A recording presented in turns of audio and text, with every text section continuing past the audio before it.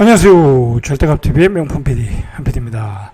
자, 오늘 프로그 5년간의 270만호 계획을 발표를 했어요.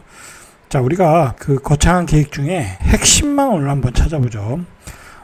제가 생각하기에는 핵심은 뭐냐면 일단 딱 두 가지인 것 같아요. 고밀도 개발을 하겠다. 그러니까 용적률을 높여서 층을 올리겠다라는 거죠. 역세권을 중심으로. 자, 뭐 서울의 도심의 역세권, 그 다음에 수도권 외곽의 GTX 역세권, 자, 그런 데서 고밀도 개발하겠다라는 게 핵심이고, 자, 두 번째로는 뭐냐면 사기 신도시를 만들겠다라고 했어요. 전에 유튜브 방송에서 계속 이야기했어요. 원희룡 국토부 장관이 계획하고 있는 것 중에 GTX 역세권에 컴팩트 시티를 만들겠다. 자, 그게 핵심이라고 제가 몇 주 전부터 얘기했죠. 자, 그게 그대로 나왔어요. 자, 그렇게 할 수밖에 없어요. 자, 제가 왜 이 두 가지를 핵심으로 잡았냐면은 좌파 정부 때 발표했던 그 신도시 계획과 지금 그 보수 정권이 발표한 신도시 계획과의 두 정권 간의 차별화가 거기서 나오는 거예요. 차별화가. 자, 좌파 정부는 어떻게 나왔냐면, 예를 들어서 민간이 주도하기보다는 뭐 공공이 주도하는 뭐 개발 계획이 첫 번째고, 두 번째로는 3기 신도시를 발표할 때 쾌적하고 저밀도의 퀄리티 있는 신도시를 개발하겠다라고 했어요. 자, 그런데 그거는 상당히 좀 이상적인 데가 있어요. 이상적인 게. 왜냐면 그렇게 하면 그 똑같은 그 3기 신도시 안에 많은 그 아파트 가구 수를 지을 수가 없어요. 저밀도 개발이니까. 쾌적하고 저밀도 개발이니까. 자, 그렇게 되면 주변을 계속 개발을 해야 돼. 그렇죠? 추가 택지를 만들어서 계속 개발해야 돼. 그러면 추가 택지를 지으면 어떻게 되겠어요? 교통 인프라를 또 보강을 해야 되겠죠. 교통 인프라를 구축하는데 수조의 세금이 들겠죠. 자, 그러니까 어떻게 보면 굉장히 비효율적인 데가 있었어. 국민의 세금을 다 걷어가지고 신도시 짓는데 다 쏟아볼 수는 없잖아요. 그런데 윤석열 정부는 좌파 정부와는 무슨 차이가 있냐면, 좌파 정부는 조금 뭐라고 할까요? 어떤 신도시를 만드는 데 있어서도 정치적인 색깔을 조금 집어넣는 게 있어요. 이 보수 정부는 철저하게 그 시장 원리에 따라서 저비용 고효율 뭐 그런 걸 강조를 하는 거죠. 뭐 무한정 교통 인프라를 확충할 수도 없는 거고, 그러니까 GTX를 살려가지고 또는 도심의 역세권을 살려서 거기서 입체도시 컴팩트 시티를 만들어서 많은 가구 수를 분양을 해서 많은 주택을 짓겠다. 이제 그런 정책으로 이번에 발표를 했다고 보시면 돼요. 그런 차이가 두 정권 사이에 있다. 자, 그런데 이게 문제가 뭐냐면은 윤석열 정부가 분명히 얘기한 게 뭐냐면, 이번 발표에서 원희룡 장관이 발표해서 얘기한 게 뭐냐면은, 이 연간 50만 호를 인허가 기준으로, 그러면 연간 50만 가구가 나온다는 얘기예요. 인허가 기준이란 얘기는.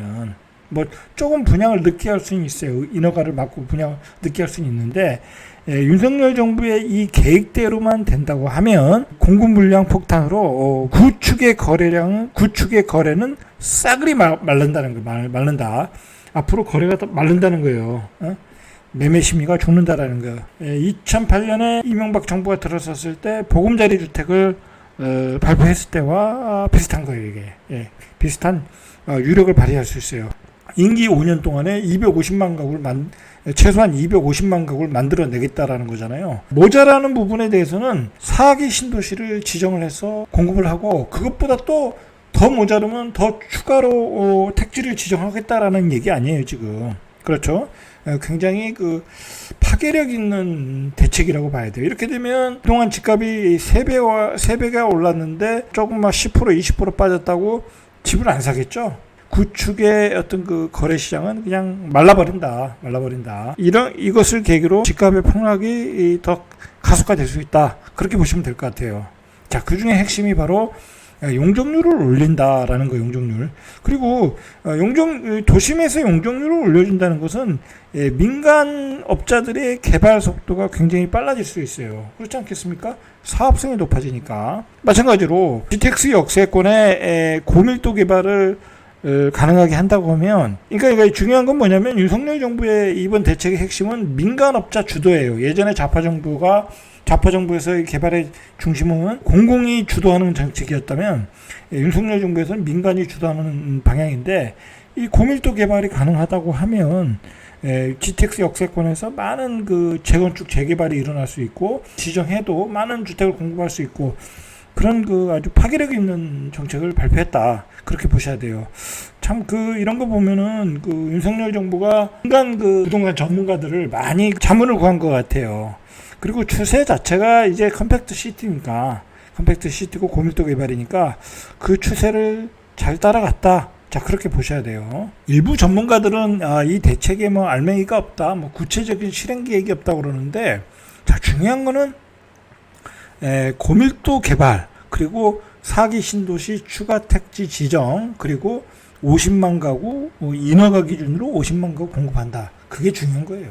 자 그거 자체로도 사람들이 이제 구축에 집을 안 사고 분양을 받길 기다리겠죠. 앞으로 뭐 연 50만 가구가 나오는데 미쳤다고 그 구축에 3배 오른 집을 사겠어요? 자, 이거 파괴력 내용을 정리해보면 4기 신도시에 88만 호를 짓는다. 자, 고밀도 압축 개발을 추진한다.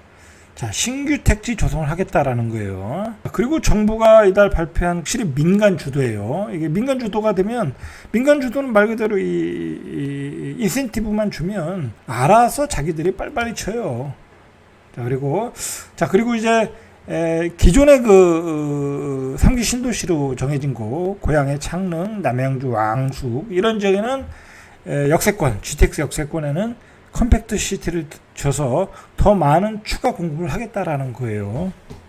자, 이게 이제 좌파 정부와는 좀 다른 거예요. 자, 이게 또 파괴력이 있는 게 이제 GTX A, B, C 노선이 만들어지면 이제 그 주변에 이제 더 많은 택지를 조성하겠다라는 거잖아요. 그러니까 GTX 라인에 이제 더 많은 신도시들이 만들어진다고 보시면 되는 거예요. 자, 그 얘기는 뭐겠어요? 뭐 굳이 GTX 노선에 지금 뭐 지은 아파트들 뭐 프리미엄 많이 붙은 아파트를 굳이 살 필요가 없겠죠. 새로 분양하는 아파트들이 많아지니까 기존의 아파트를 살 필요가 없다는 얘기죠. 고양 창릉 GTX A 노선 역세권에 7개 블록 한 10만 2천 제곱미터 규모의 지하 도시형 역세권을 개발을 만들겠다. 자, 여기에 이제 호텔과 방송, 뭐 전시 문화시설, 그런 주상복합을 통해서 16,000 가구 정도를 공급한다라는 거예요. 그 역세권 안에. 이제 젊은이들 이제 유지에 이제 그 주택 공급이 되겠죠. 남양주 왕숙에도 GTX B 노선이죠. 9호선, 경충선이 트리플 역세권에 13개 블록, 27만 9천 제곱미터 규모의 쇼핑몰과 프라임급 오피스와 주상복합을 통해 1만 5천 가구의 주택을 공급하겠다라는 거예요. 이거 1만 5천 가구면 큰 거예요. 역세권에 이 정도 규모에 들어선다는 거는 컴팩트 시티라는 거예요. 그러니까 이 안에서 이제 웬만한 것들을 다 해결할 수 있고, 뭐 직장도 다닐 수도 있고, 예를 들어 뭐 쇼핑, 모든 생활이 다 병원 모든 생활이 가능하도록 이런 그 컴팩트 시티를 만들겠다라는 게 정부의 어떤 도시 설계 방향이에요. 그러면 이제 그 GTX 역세권에 예를 들어서 이제 그 컴팩트 시티를 만들고 반경 500m는 청년주택, 그리고 500에서 1000m 배후에는 대단지 아파트, 이런 식으로 이제 방사형으로 만들겠다라는 거죠. 그러니까 핵심 지역이 GTX 역세권이고 그 배후 지역 대규모 단지를 만들겠다라는 거예요. 토부는 일단 내년까지 15만 원 호의 안팎의 신규 택지 후보지를 발굴하고 연차별로 계속 발표하겠다라는 거야. 이게 큰 거예요. 그래서 추가로 88만 호까지 5년 안에 만들겠다라는 거잖아요. 자, 이렇게 만들어내면 내가 살 수 있는 주택을 분양받을 수 있겠구나, 그렇게 생각하기 때문에 이 구축 거래가 안 되는 거예요, 이게. 그리고 이건 분양가 상한제가 적용되는 지역이라고 봐야 되겠죠. 공공택지니까. 원희룡 장관이 밝혔듯이 이제 사업 계획에 있어서 앞으로 공공택지 사업을 수반한 광역교통사업과 훼손복지사업 뭐 이런 걸 국무회의를 거쳐서 예타를 면제해 주겠다. 예타를 면제. 자, 이렇게 되면 굉장히 추진 속도가 빨라져요. 자, 그래서 이제 1년에 50만 가구 인허가 물량을 내놓겠다라는 거예요. 자, 또한 그 지방 공기업에서 지방 뭐 대전시면 대전시, 고양시면 고양시 그 자체적으로 주택 사업 계획이 있거든요. 그 수립 계획에서 면제해줄 방침이다라는 거예요. 그러면 이제 어디에 그 새로운 4기 신도시가 들어서냐? 자, 이제 나온 신문에 나온 얘기가 4기 신도시 등 신규 택지 후보지는 도심이나 GTX 역세권 그리고 기존 신도시 주변 가용 용지 등에서 나올 것이다라는 거예요. 그러니까 이제 기존 신도시에 GTX역이 지나가면 이제 그 주변에 생긴다는 거죠. 제 개인적으로는 이제 보시면은 자, 여기에 대곡역이잖아요. 여기는 고양시에서 여기 개발 계획이 잡혀 있는 걸로 알고 있거든요. 잡혀 있는 걸로 알고 있어요. 자, 여기 대곡역이 있고 여기가 이제 GTX역이 지나가요. 여기가 그리고 서해선의 어떤 종착역이고 서해선도 지나가고 3호선도 지나가고 트리플 역세권이에요. 그러니까 개발 계획이 잡혀 있어요. 자, 그러면 여기 뭐 다 돈바닥이잖아요. 그죠? 이런 지역에 이제 GTX 4기 신도시 뭐 그런 게 들어올 여지가 있지 않나 개인적으로 생각할 때 뭐 일단 허가 발판이니까 그 지금까지 그 원희룡 장관이 얘기한 그런 방향으로 볼 때 이런 지역 예를 들자면 그렇다는 거 예를 들자면 자 그리고 여기 이제 창릉 신도시 자 이런데도 이제 신도시가 들어섰잖아요. 자 이런데 주변에 추가로 뭐 부지가 이제 여기 지정할 수 있는 영역들이 있거든요. 이런데 사실은 뭐 서울은 이렇게 알고 보면 이렇게 빈 땅이 많아요. 사실은 아파트 질 땅이 많아요. 인근에 이거 뭐 다 지정하면 되는 거니까 뭐 땅이 모자른 게 아니라 얼마나 개발 계획을 추진하느냐 그리고 정부가 범위를 넓혀서 추진하느냐 그런 문제이죠. 이번에 발표한 공급 대책은 앞으로 주택시장에 파괴력이 있을 것이다. 파괴력이 있을 것이다.